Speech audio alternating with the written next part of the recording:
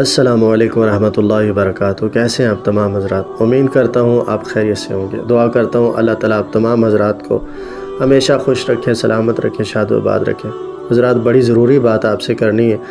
کل رات مریم نواز نے پریس کانفرنس کی، علماء کرام کو ساتھ بٹھایا ہوا تھا، اتنی ڈٹائی کے ساتھ جھوٹ بول رہی تھی کہ الامان والحفیظ۔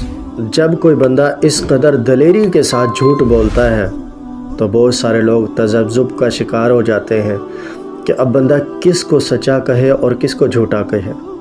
حضرات میں نے بہت سارے یوٹیوب چینلز پر، ٹک ٹاک پر، فیس بک پر بھی رات وہ پریس کانفرنس سنی۔ اگر آپ عام سادہ لوگ چاہتے ہیں کہ آپ کو حقائق کا پتہ چلے تو میں بڑی پتے کی بات کر رہا ہوں، جہاں لوگوں کے کمنٹ ہوتے ہیں وہ کمنٹ پڑھ لیجئے گا، پتہ چل جائے گا کون حق پر ہے اور کون سچ پر ہے، کون جھوٹ بول رہا ہے اور کون سچ بول رہا ہے۔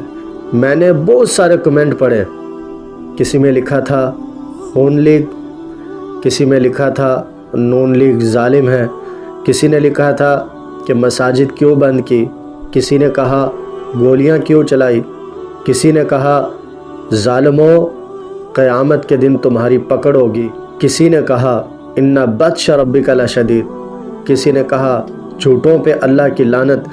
یعنی ایک کمنٹ بھی ان کے حق میں نہیں تھا۔ کچھ لوگ اب بھی ایسے ہیں کہ جن کو پتہ ہی نہیں تھا کہ معاملہ ہوا کیا ہے۔ میں ان سے دستبستہ گزارش کرتا ہوں، آپ اس پریس کانفرنس کے کمنٹ پڑھ لیں، آپ کو پتہ چل جائے گا، دودھ کا دودھ اور پانی کا پانی ہو جائے گا۔